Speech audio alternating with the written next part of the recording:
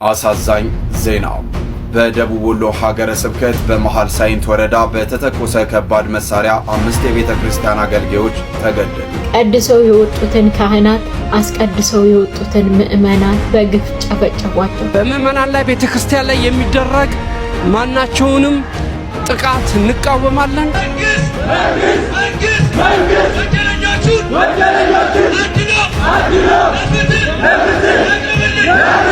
ሰላም ጤና ይስጥልን ቤተሰቦቻችሁልኝ በአዲስ ቪዲዮ ተመልሼ መጣሁ። ያው ሰሞኑን ጠፍቻለሁ። አሁን ደግሞ በሰፊው የምንመለስ ነው የሚሆነው። ትንሽ አይናችንም ያመን ስለሆነ ነውና እዚህ ቪዲዮ የምንመለከተው እንግዲህ በኦርቶዶክስ ላይ የሚገኘው ጥቃት አሁንም አልቆመም። ኢቭን በመንግስት የታገዘ እንግዲህ እየተፈጸመ ይገኛልና ደቡብ ወሎ በሳይትል በተባለች አካባቢ እንግዲህ ብዙ ኦርቶዶክሳውያን እንደገደሏቸው እየሰማን ነው የምንገኘው። በከባድ መሳሪያ ወደ 5 የሚጠጉ ካህናት ሞተዋል በአንድ ጊዜ። ምዕመናንም እንደዚሁ እሱን የምንመለከት ነው የሚሆነው። እንደዚሁም ደግሞ መምህር ዘላለም እንግዲህ አርፈዋል። በጣም የምንወዳቸው የምናከብራቸው መምህር ነበሩ። ለቤተክርስቲያን እንግዲህ ቀንና ማታ ሳይሉ ክረምትና በጋ ሳይሉ የሚያገለግሉ መምህር ነበሩ። በጣም በሚያሳዝን ሁኔታ እንግዲህ ከዚህ ዓለም በሞት ተለይተውናል። እስቲ እሳቸውንም ነገር የምንመለከት ነው የሚሆነው። እንደዚሁም ደግሞ በውጭ ሀገር የተደረገ የሚገኝ ሰላማዊ ሰልፍ አለና እሱን እንግዲህ ከዚህ ሀገራችን የተጋራያዥ የማስቀምጥላችሁ ነው የሚሆነው። ይህም ቪዲዮ ላይክ እና ሼር ያደርጋችሁ እንግዲህ ዩቲዩብ ስለጠፋን ያው ቪዲዮአችንን ስለሚይዝ ለብዙዎች ማድረሳችሁን ሼር ማድረጋችሁን እንዳትረሱ ለማለት ፈልጋለሁ። ሰብስክራይብ ለምንድን ነው የማታደርጉት? አሁን አድርጉ።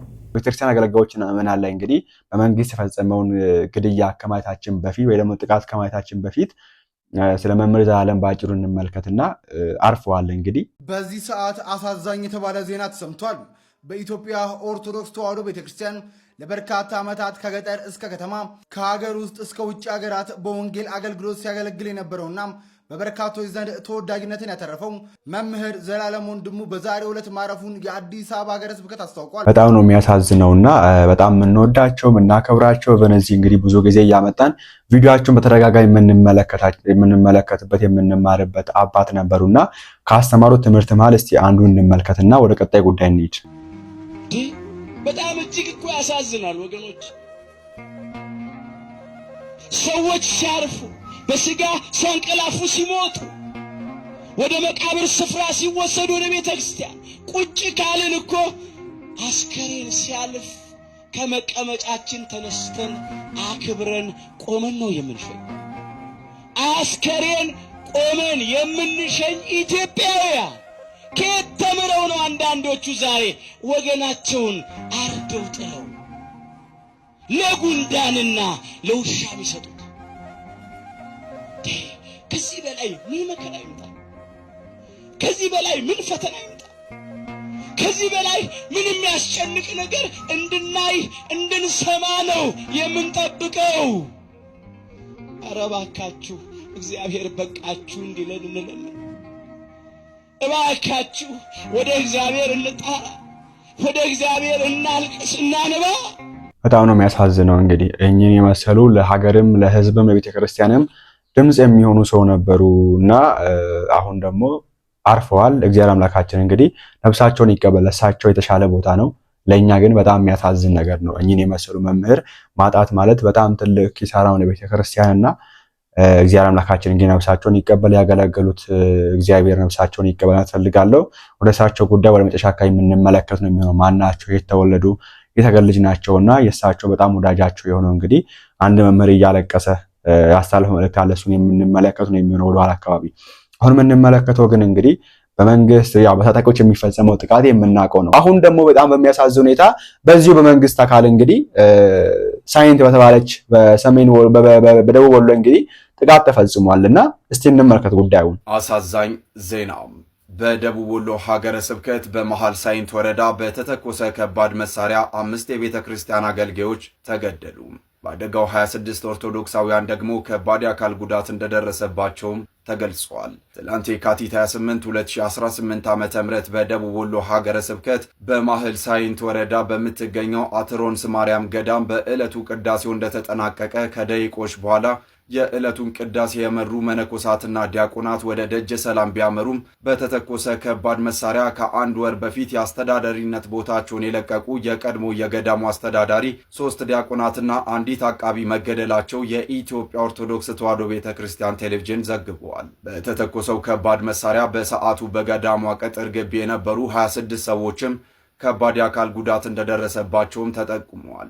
ከሞቱት አገልጋዮች መካከል ዛሬ የካቲት 29 2018 ዓ.ም 3ቱ በገዳሙ ሲቀበሩ 2ቱ ደግሞ አስክሬናቸው ወደ ቤተሰባቸው ተሸኝቷል። በአካባቢው በተደጋጋሚ በተፈጸመው የከባድ መሳሪያ ድብደባ በገዳሙ የነበሩ ከ60 በላይ የአብነት ተማሪዎችና ከሞት የተረፉ አገልጋዮች አካባቢውን ለቀው መሸሻቸውም ተገልጿል። በገዳሙ አቅራቢያ የሚገኙ ነዋሪዎችና ገዳማውያኑ በከፍተኛ ስጋት ውስጥ መሆናቸውም ተጠቅሷል። ገዳሙ በደቡብ ወሎ ሀገረ ስብከት ካሉ ዕድሜ ጠገብና የኦሪት መስዋዕት ከተሰዋባቸው ገዳማት መካከል አንዷ ናት። በጣም ነው የሚያሳዝነው። በዚህ መንገድ እንግዲህ ክህነት ያላቸው ወንድሞችን አባቶችን በመንግስት አካላት በመንግስት በተኮሰ መሳሪያ ተገለዋል። ሜቢ ታርጌት ያደረጋች ሌላ አካል ሊኖር ይችላል። ግን ዜጋውን ለይቶ የመጠበቅ ወይ ደግሞ ንጹሃን እንዳይሞቱ ለይቶ የመጠበቅ ኃላፊነት የመንግስት ነው። ቤተክርስቲያን በዚህ ላይ ዝምታ መርጣለች። በዚህ ላይ ቤተክርስቲያን ዝምታ መርጣ እስካሁን ድረስ ምንም መግለጫ አልወጣም። እናዝናለን ስተት ነው የሚል ነገርም ከመንግስትም ሆነ ያው መንግስት ምላሽ አይሰጥም። ኦፍ ኮርስ አንጠብቅም ከመንግስት ግን ከቤተክርስቲያን ራሱ ምንም አይነት ምላሽ አላገኘንምና በጣም ነው የሚያሳዝነው። የሞቱ ነፍሳትን እንግዲህ እግዚአብሔር አምላካችን ነፍሳቸውን ይቀበላል ፈልጋለሁ። ቀድሰው የወጡትን ካህናት አስቀድሰው የወጡትን ምዕመናን በትላንትናው ዕለት በአትሮኖሷ ማርያም በአማራ ሳይንት ኦርቶዶክሳውያኑን በግፍ ጨፈጨፏቸው። 21 ካህናት በግፍ ተጨፈጨፉ በድሮን 21ዱ እግራቸው የተቆረጠ እጃቸው የተቆረጠ ከፍተኛ ጉዳት የደረሰባቸው አባቶች 8ቱ ደግሞ የሞቱ የቤተ ክርስቲያኑን አስተዳዳሪ ጨምሮ 1 ካህን 2 ዲያቆን ሊያስቀድሱ የመጡት ምዕመናን እንዲሁም እማሆይ ተገለዋል። እነዚህ ሁሉ ግን በአጠቃላይ ይህ ሁሉ ጉዳት የደረሰባቸው ቅርስ የሚጠብቁ በጥንታዊዋና በታሪካዊዋ ቤተክርስቲያን ላይ የሚገኙ አባቶቻችን ናቸው። እንዲሁም የአብነት ትምህርት ቤቱ ይሄ ቤተክርስቲያን በጣም ጥንታዊ ነው። ዛሬም ቅዳሴ በዕለተ ሰንበት አልተቀደሰም። ነገር ግን ይሄ ቤተ ክርስቲያን በመነኮሳት የሚገለገልበት እጅግ በጣም የቆየ አንድም ቀን ቅዳሴ ተቋርጦ የማያውቅበት ነው። ይኸው ካህናቱን በግፍ ጨፈጨፏቸው። የሚቀድስ ካህን እስኪጠፋ ድረስ ማለት ነው። ዝምታችን እስከ መቼ ነው? በእውኑ ይሄ ጊዜ ከግራኝ አህመድ የነበረበት ጊዜ አይበልጥም? በዛ ጊዜ ራሱ ይህን ያህል ኦርቶዶክሳውያን ይህን ያህል ካህናት አልተገደሉም። የአብነት ትምህርት ቤት የሚማሩትን ሁላ ነው የጨፈጨፏቸው። ሰሞኑ ጎንደር ላይ አንድ ሙስሊም ኡስታዝ ነገር ተገለዋልና ነፍሳቸውን እንግዲህ እግዚአብሔር ይቀበል። ነፍስ ይማር ፈልጋለሁ። በማንም ተፈጸመ እንደዚህ አይነት ጥቃት በቃ ተገቢ አይደለም። ኦኬ ማንም ሞተ፣ የትኛው ሃይማኖት ተከታይ ይሁን መሞት የለበትም። የሃይማኖት አባት ነው እንጂ ፖለቲካን አንግቦ ደግሞ ታጥቆ የሚንቀሳቀስ አካል አይደለም። ቢታጠቅ ኖሮ ይከላከል ነበር። አሁን ችግሩ ያልታጠቁ አካላትን ነው ያጠቃችሁ የምትገኙትና የምታጠቁ አካላት ማለት ነው። ስለዚህ ይሄ ሰው ታጥቆ የሚገኝ ሳይሆን ሃይማኖትን የሚያስተምር ነው። ኦኬ ሙስሊሞችን የሚያስተምር ልጆቹን የሚያስተምር ነው እና ይሄ ነገር መፈጸም የለበትም እና እንዳንድ ገለሰው ቻናላችንም እናወግዘዋለን። ነገር ግን እዚህ ጋር እኔ በጣም ደስ ያለኝና በጣም ያረካኝ ነገር እንደ ትምህርት የምንወስደው ወይ ደግሞ እኛ ምን ያክል ወደ ኋላ እንደቀረ ምን ያክል ተጨቁነን እንደምንገኝ የሚያሳየው ይሄን ተመልከቱ።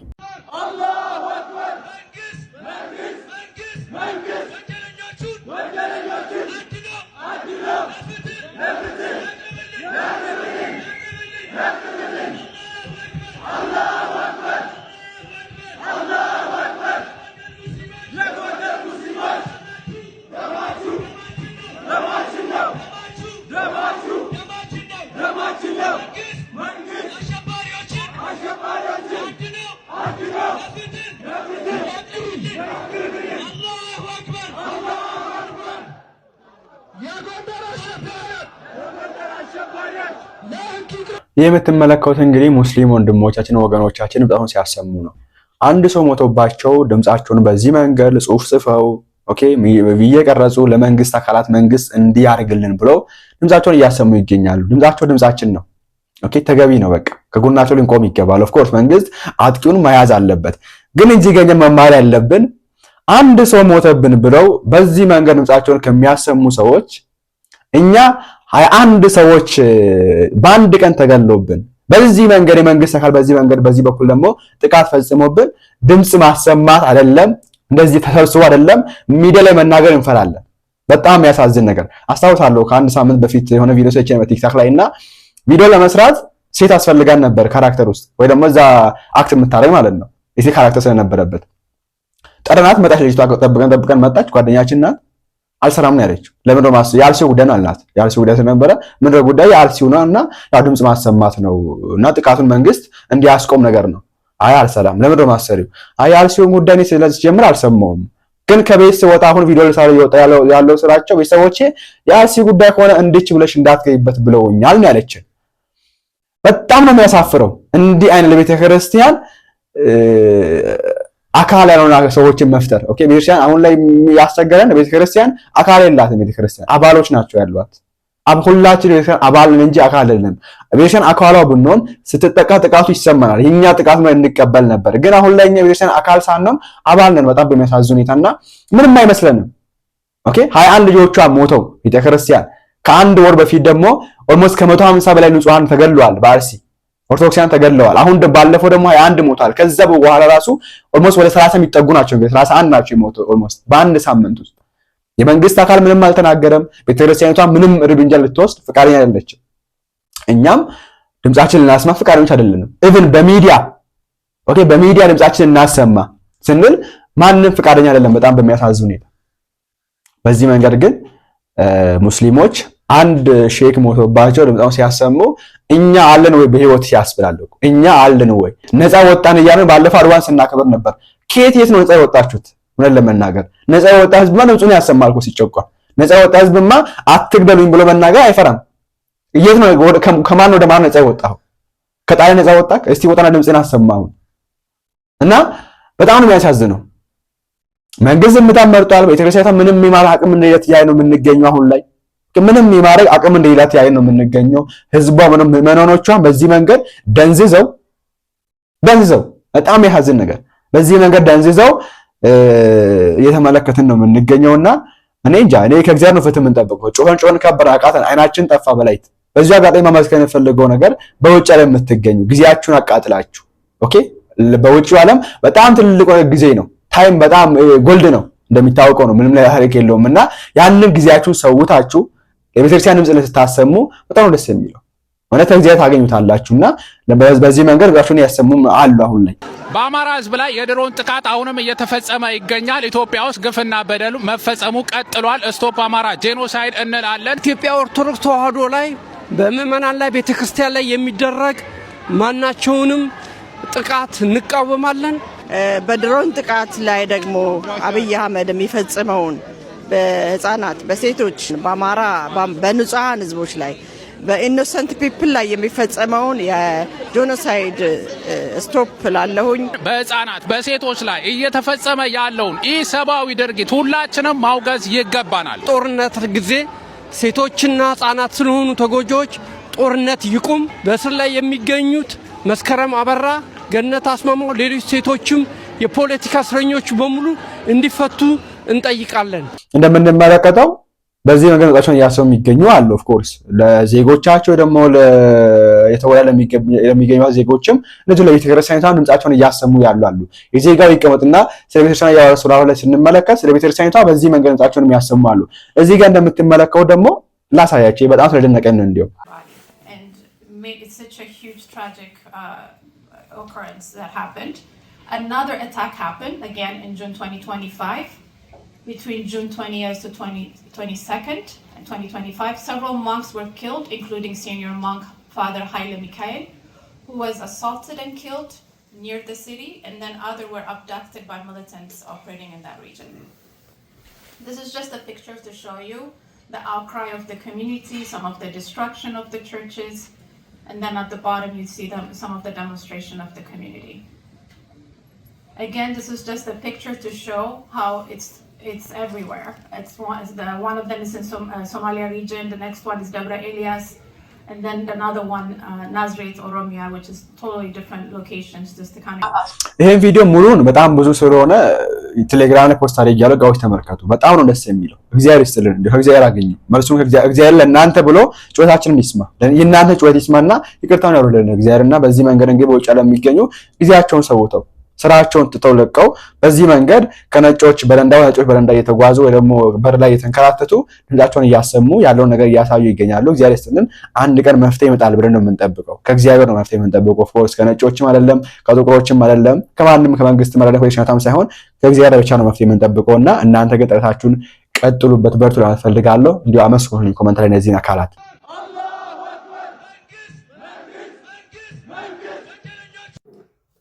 የተወደዳችሁ ቤተሰቦች የሙስሊም ወንድሞቻችን ድምጻቸውን እያሰሙ ነው። ድምጻችን ነው።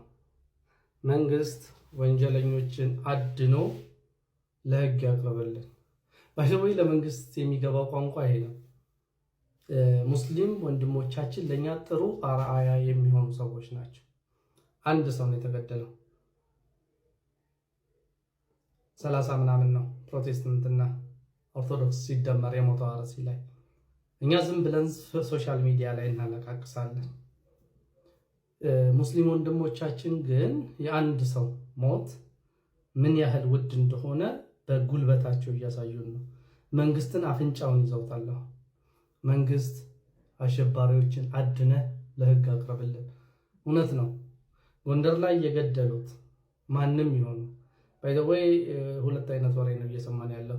ጎንደር ላይ ያለው ታጣቂ መንግስት ብቻ ነው ሌላ ታጣቂ የለም የሚል ወሬ ሰዎች ዛሬ በስልክ ነግረውኛል። መንግስት ይሄንን ሶፍት አውት አድርገው ነው አሸባሪዎቹ መንግስት ይሁኑ ወይም ደግሞ ላይክ ፋኖች ይሁኑ I don't care። አሸባሪ ለኔ አሸባሪ ነው። ንጹሃንን የሚገድል ለኔ ወንጀለኛ ነው። እነዚህ ወንጀለኞች አድነ ለህግ አቅርብልን። ይሄ በጣም ጤነኛ ጥያቄ ነው። አሁን ክርስቲያኖች አካባቢ ያጣነው ነገር ትኩረት መስጠት ላለብን ነገር ትኩረት አንሰጥም። ላይክ እንትን ነው በገና የኔ ነው መስንቆ የኔ ነው እያለን ክርክር የህፃን ጨዋታ ውስጥ ገብተናል። የሰው ህይወት ግድ የለንም። ፕሮቴስታንቶች እየተገደሉ ነው። ሙስሊሞች ክርስቲያኖች እየተገደሉ ነው አርሲ ላይ። እንደዚህ ወተን ደማችሁ ደማችን ነው ሞታችሁ ሞታችን ነው ማለት መቻል አለብን። ይሄ በጣም ጥሩና አርአያ የሆነ ነገር ነው። በእውነት ሙስሊም ወንድሞቼ አፍርታችሁኛል። በርግጥ ደስ የሚለኝ ምንድነው ላይክ ከሃይማኖት ቦክስ ወተን የሆነች ከሳጥና ወተን ትንሽ ላይክ ልክ እኔ እንደምለው ማለት ነው የሙስሊም ወንድም ሞት የኔ ሞት ነው እንደምለው እናንተም አርሲ ያሉ ራሳቸውን ሙስሊም የሚጠሩ ብለው ነፍሰ በላና አውሬዎች ተው ብትሏቸው አሪፍ ነበር። ይሄ ነገር እንትን ነው ብስለት ነው። አክቹአሊ ማቹሪቲ በቀላል አይመጣም። ላይክ አሁን የዋጋ ማቹሪቲ ላይ በብዙ ትግል እንደደረሳችሁት ጉልበት እንዴት እንደሚያስከብር እንዳወቃችሁት በድምጻችን የተሰማ ትግል ክርስቲያኖች ከዚህ ብዙ የምንማረው ነገር አለ። በፊት ወደ መንግስት ነበር የምንጮኸው። በአርሲው ጉዳይ ወደ መንግስትና ወደ ቤተክርስቲያን ነበር ስንጮህ የነበረው። አሁን ወደ ማን እንጩህ? ራሱ የመንግስት አካል በዚህ መንገድ ካህናትን ገድሎ ምዕመናንን ወደ 21 የሚጠጉ ካጠቃ ወይ ደግሞ ካቆሰለ ወደ ማን ነው የሚጮህ? ወደ ማን ነው ፍትህ የምትጠይቀው? ማን ስለሆነ ነው የምትጠይቀው? ኦኬ የሆነ አካል ወይ ደግሞ የሆነ የታጠቀ አካል ቢያጠቃ ወደ መንግስት ትጮሃለህ። መንግስት ድርሻውን ይወጣ፣ ዜጋውን መጠበቅ ግዴታ አለበት ብለህ ትጮሃለህ። ያጠቃው አካል በራሱ መንግስት ነው። አሁን ላይ መሳሪያ የተኮሰው መንግስት ነው። ካህናትን የገደለው መንግስት ነው። የጅምላ መቃብር እኔ ቤተክርስቲያን እስከመቼ በጅምላ ሰዎችን እየቀበረች እንደምትኖር እግዚአብሔር ይወቀው። በጅምላ እዚህ ጋር ቪዲዮ አይታይም፣ ላሳይት አልችልም። ቴሌግራም ላይ ተመልከቱ። ቤተክርስቲያን በጅምላ ሰዎችን በተደጋጋሚ እየቀበረች ያለው የምንገኘው እኛ ቢወት አለን። አሁን ላይ እኛ ኦርቶዶክሳውያን ቢወት እንደው አለን። እኛ የሞቱ አይሻሉን ከኛ የሞቱ እንደው እነዛ የሞቱ አይሻሉን ከኛ እና ቤተክርስቲያን የጅምላ መቃብር እስከመቼ ነው የምትፈጽመው? መንግስት እስከመቼ ነው የሚያስቆመው? በዚህ መንገድ ራሱ ጥቃት የሚፈጽም ከሆነ ሆን ብሎም ይሁን አውቆም ይሁን ሳያውቅም ጥቃት ይፈጽማል። በዚህ መንገድ ጥቃት የሚፈጽም ከሆነ ወደ ማን ነው የምንጮኸው ታዲያ? በፊት እናንተ ነበር ምንጮ የመንግስት ተካታይ ቪዲዮ የምትመለከቱ ከሆነ አሁን ወደ ማንን እንጩ? ማንን እንጠይቅ? ራሱ አፍሮ ጥቃቱ የስህተት ነው ይቅርታ ብሎ ይቅርታ ማይጠይቅ መንግስት ምንድነው የሚባል? እና አሁንም በማለት ፈልገው ነገር እዚህ ጋር ደፍር የምንናገረው ፍትህ እንድትሰጡን ነው። ኦኬ መታችሁ ያን እንድታገቱ እኛ እንድታፍኑ አይደለም። እናውቀዋል ያለው ነገር ደፍረ የምንናገረው ግን ፍትህ ስለምንፈልግ ነው። ወደ እናንተ ነው የምንጮህ። ያጋ የለውም። ተመረጣችሁ የግማሽ አካላት ናችሁ ተመረጠን ብላችሁ ስለዚህ የመረጠን ህዝብ መጠበቅ የመንግስት ድርሻ ነው። ኦኬ የመረጠን ህዝብ መጠበቅ የመንግስት ድርሻ አለበት እና ወይ ደግሞ ግዴታ ነው። ድርሻም ግዴታ ነው ባይዘው ድርሻም አይደለም። መንግስት ዜጋውን መጠበቅ ግዴታ አለበት ግዴታ እና አንድ ቀን ዋጋ እንዳያስከፍለን ይሄ ነገር አስፈልጋለሁ። እንደ ሀገር አንድ ቀን ዋጋ እንዳያስከፍለን ፕሊስ ቴኬር አስፈልጋለሁ። የሚያጽናናኝ ነፍሴንም የሚያበረታታት ከኔ ርቋልና አለቅሳለሁ። ልሳነ ተዋሕዶ የቤተ ክርስቲያናችን አንደበት የሆነ የከተማው መናኝ ባህታዊ የወንጌሉ አርበኛ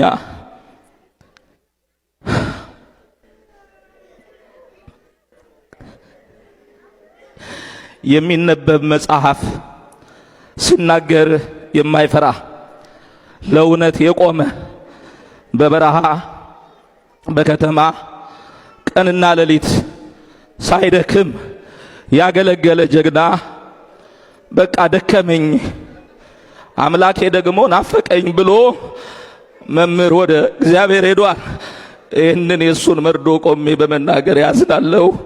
አባቴ መንገድ መሪ ነው ለኔም በዚህ ደብር ላለን በመላው ዓለም ላሉ ኦርቶዶክሳውያን አጽናኝ አሌንታ የድሆች አባት ብዙ ድሆችን ተሰውሮ የሚመግብ ወላጅ አልባ ሕፃናት የሚያሳድግ እሱ እየራበው ሌላ የሚያጎርስ መምህራችን መምህር ዘላለም ወንድሙ ወልደ ሰማዕት ወደ አምላክ ወደ ክርስቶስ ሄዷል። ስለዚህ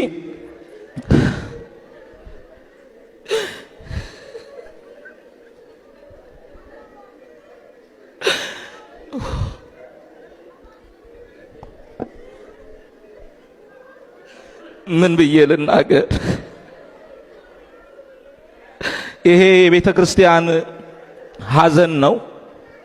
የቤተሰቡ፣ የጓደኞቹ፣ የባልንጀሮቹ ብቻ አይደለም። የኢትዮጵያ ኦርቶዶክስ ተዋሕዶ ቤተ ክርስቲያን ሐዘን ነው። እስቲ የሱን ፎቶ ስክሪን ላይ አውጡት። እቺ እሱ የሚቆምባት አውደ ምሕረት ናት። ዛሬን የሚያምርብኝ የዕለቱን ትምህርት የሚያስተምረን ወንድማችን መምህር ዘላለም ነው ብል ያምርብኝ ነበር፣ ግን አልታደልኩም። አባቴ ወንድሜ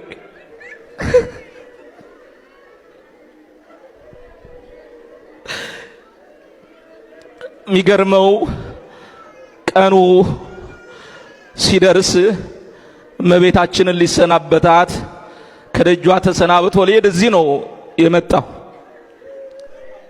እመቤቴም ደጅሽን የረገጠ አገልጋይሽን ልጅሽን ቅፍ ድግፍ አድርገሽ በክብር ሸኝልን።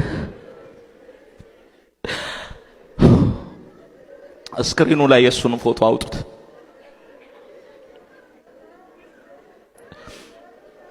ምእመናን የምናለቅሰው ለመምህር ዘላለም አይደለም።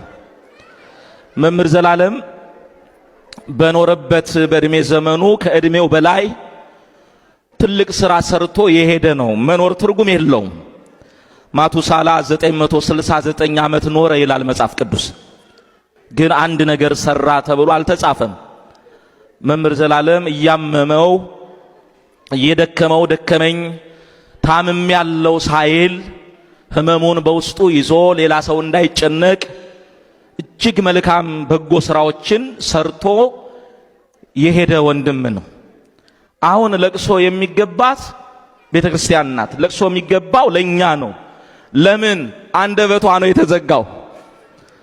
ነገስታቱን፣ መሪዎቹን፣ ሌሎቹን ሳይፈራ እውነት የሚናገር ክብር ከሰው የማይፈልግ እንደተደበቀ ኖሮ እንደተደበቀ ጥሎን ሄደ።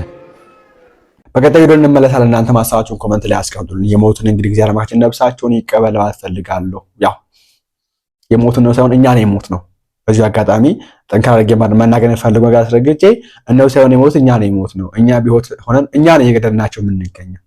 ኦኬ በሚዲያ ጮኸን አንሰማ ካልን በቻልነው ግን በአካል መጮህ ነበረብን። ግን ለማድረግ ድፍረት ያለው የለም። እንደዛ ለማድረግ ድፍረት ያለው የለም። ኦፍ ኮርስ ሪስክ አለው፣ ሪስኪ ነው በጣም እናውቀዋለን።